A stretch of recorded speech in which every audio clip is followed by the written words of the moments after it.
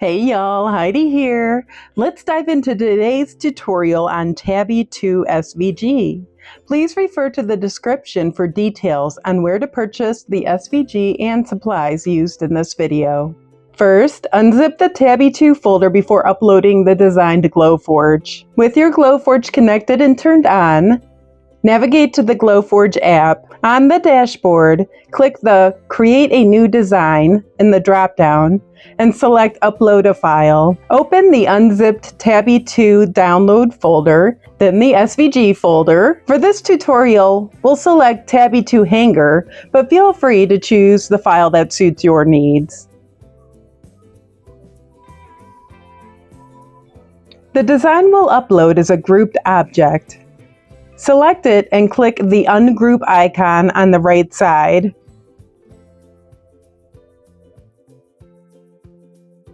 It seems like Glowforge didn't update and the select tool is a little wonky. Or maybe it's just me. Whoa, what are these guidelines? What is going on? Okay. The struggle is real, guys.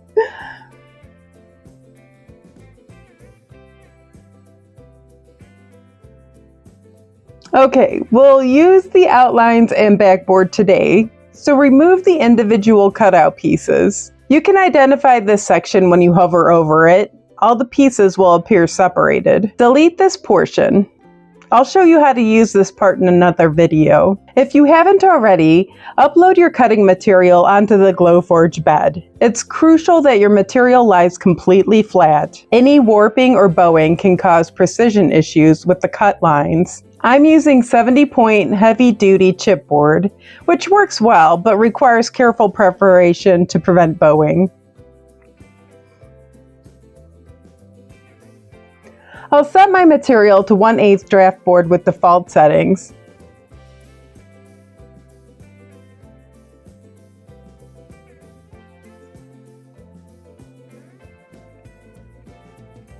Position your pieces on the material and select Print.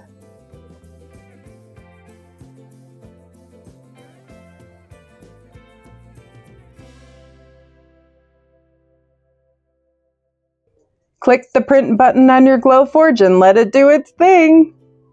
I'm using a Glowforge Pro and this cut takes about 6.5 minutes. Please refer to the description for a discount code.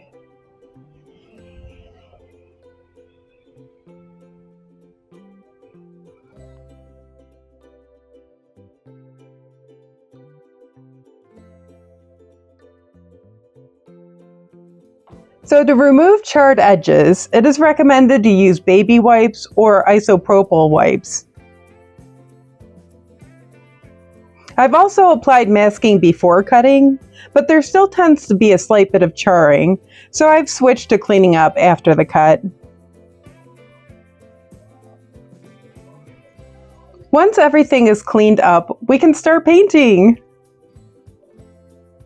I usually do several coats of a neutral base color. I find the base coat helps, especially when I have lighter colors. The coverage looks more even and goes on faster. I'm just using a foam brush here because I do not need to pay attention to details. I do at least 2 coats of every color. Once the base coat has been applied, I begin to separate the pieces by their final color. Be careful removing the grout lines or leading lines, as they are quite fragile. This can be set off to the side because we will be applying a different color technique.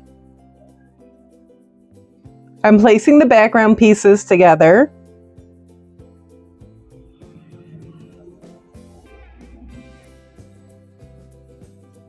Then I move the border pieces, grouped by their final color.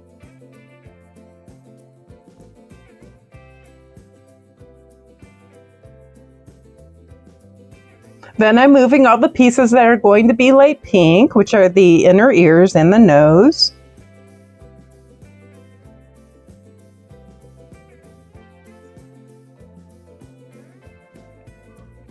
And finally, the eyes.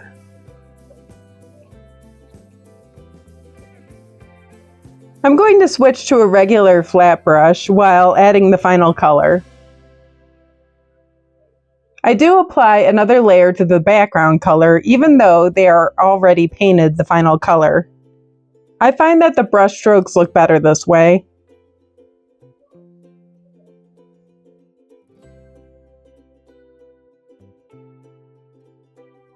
I will be using one of the pinks for the ears and nose.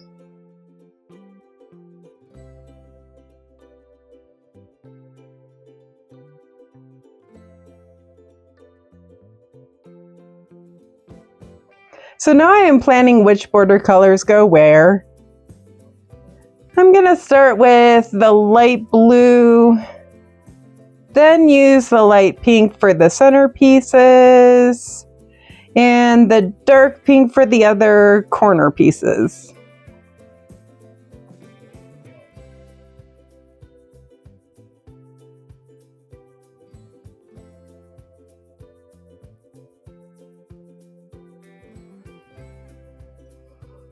We are moving on to the light blue. This is the only border section that does have a slight cutout where the air overlaps, so I just need to make sure I'm painting the correct ones. Next up, we're painting the light pink.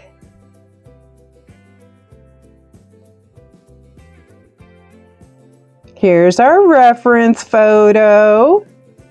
This is my sister's cat, Pint. Look at that precious little face. Along with the Tabby one hanging that I made, I'm making this as a housewarming gift set. So Pint has a very unique coloration. She is mostly a gray tabby, but she does have a little bit of orange tabby. Now the cat is going to have more detail, so we will be mixing the orange with the cream color to get the base coat. I'm just making a light orange color that I will be applying to the entire cat.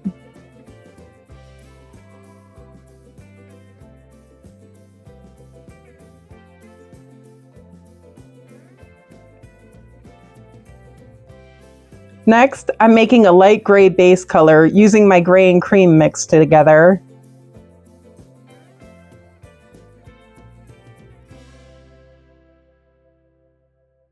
I'll apply it to the areas where she is gray.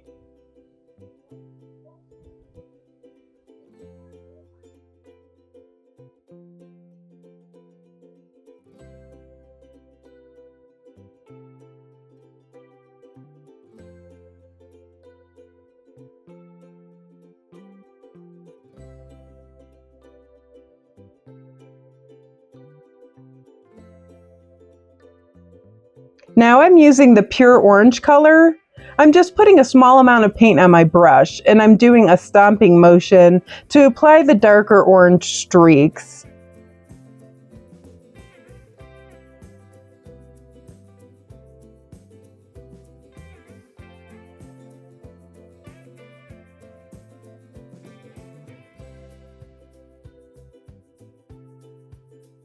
I keep referring to the photo to get the best placement.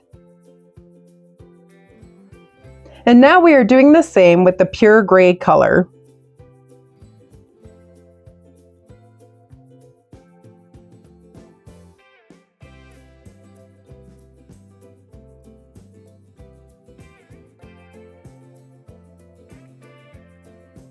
After I have the main dark gray streaks created, I'm just going to stomp across the gray area to add just a bit more texture to the fur.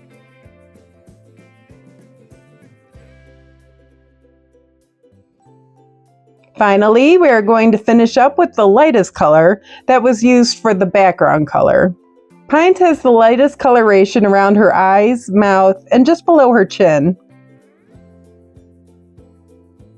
Remember, you want to use the slightest bit of paint and use a stomping motion to apply.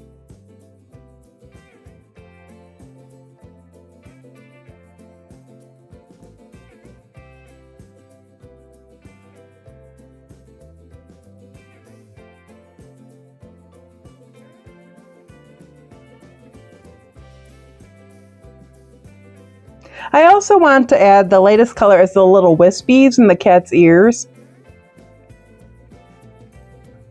I'll use sweeping motions from the inside of the cat's ears to the outside.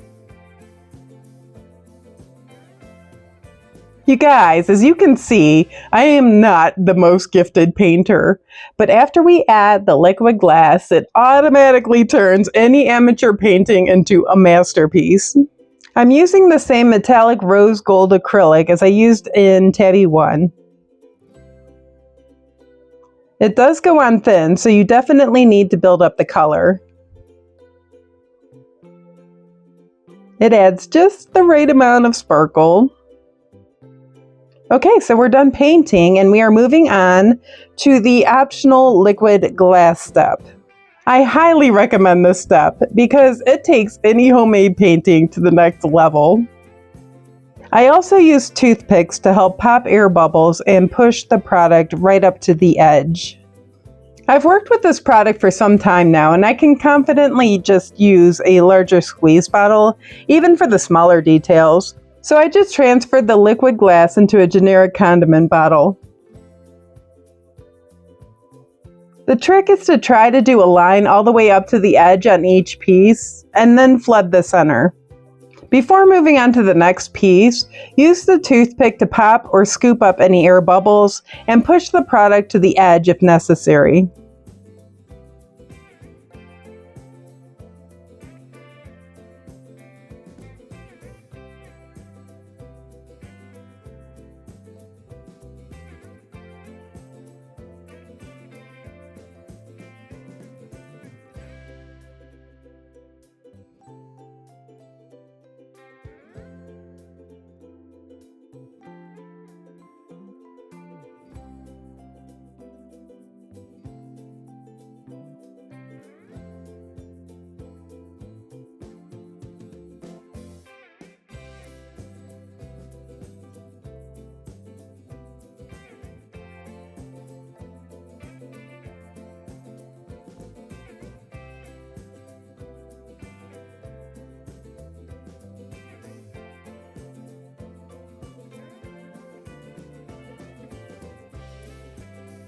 I find the outside border is too big to do all at once.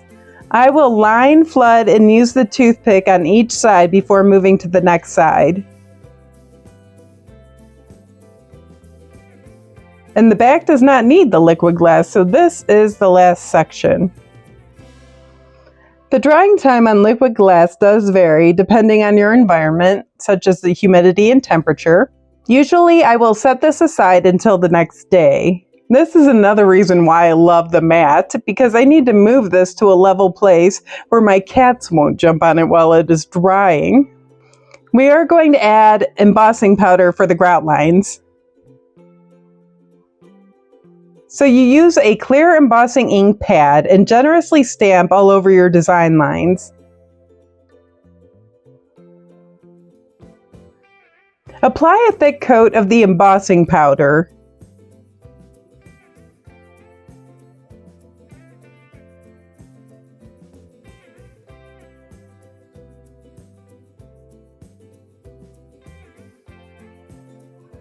Tap off the excess and move the cutout to a low-rimmed box, like a shoebox lid.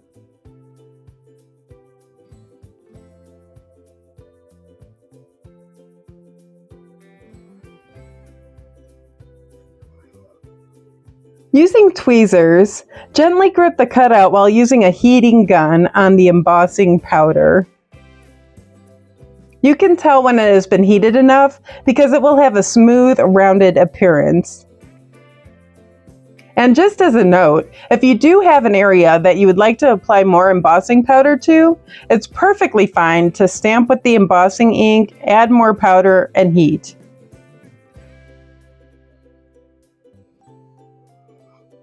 Okay, so off camera, I applied a generous layer of spray adhesive to the backing. And now this is the best part, putting it all together. You get to do a puzzle and watch it come together. Start with your outside border. Make sure to line it up with the base as best you can.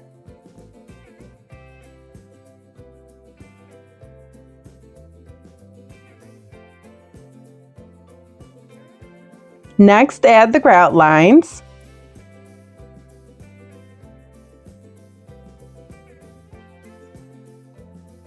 Notice how there is a bit of space here. We want to try to fix that now. I'm going to use these tweezers to coax it next to the border. Now we'll add the border pieces.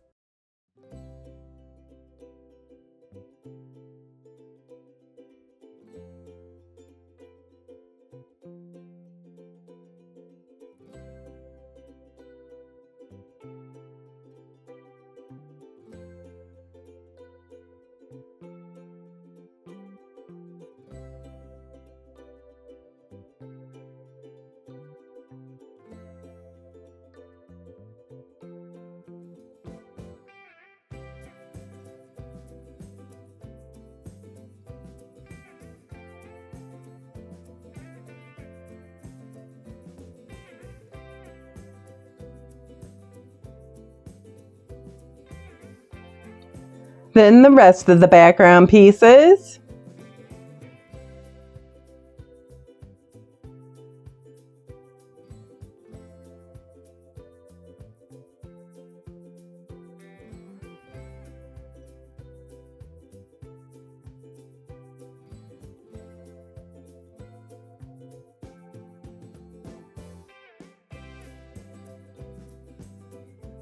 And finally, the cat pieces. I just love this part so much. It is so rewarding to see it all come together.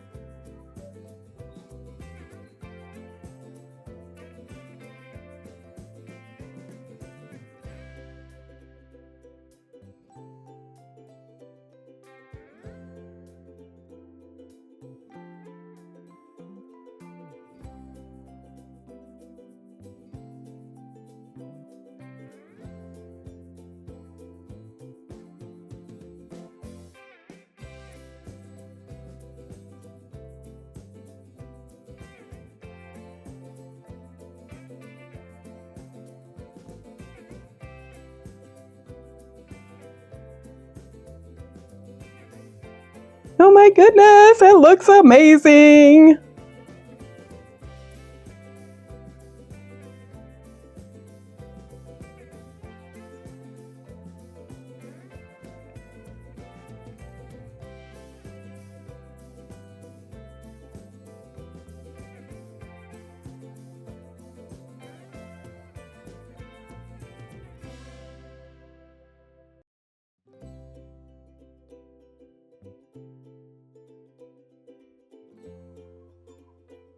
See, I told you that liquid glass makes any paint job look so much better.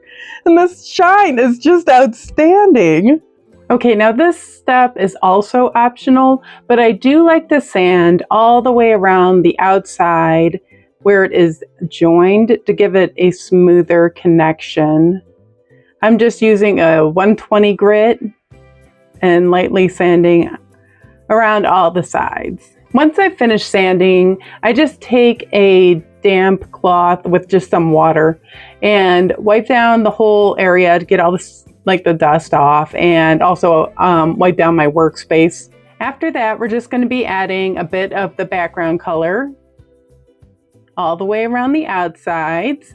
And if you do get it on the front, it's okay. The resin makes it really easy to wipe it off. So just wipe it off as you're going along though. I would not suggest painting the whole thing and then going back and trying to wipe it off. Just get it off of there.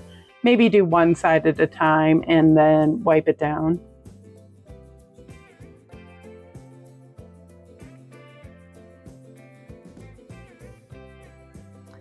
Finally, we'll wrap it up with the bow. You definitely can just use the built-in hanger to hang this up, but I'm adding a bow for a little bit of extra specialness. Because I am gifting these as a set, I'm going to try to make the bow the same size as Tabby 1.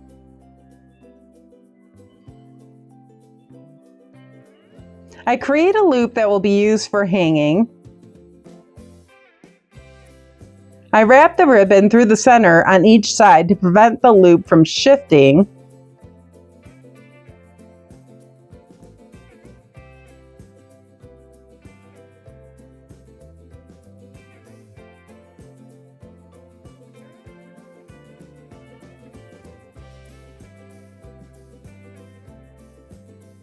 and I tie a knot.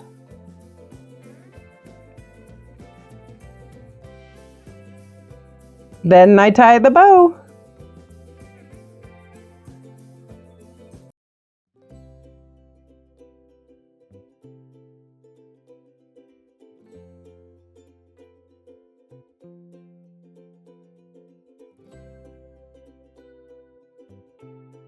After I have it where I want it, I trim the ribbon with a diagonal cut to reduce fraying.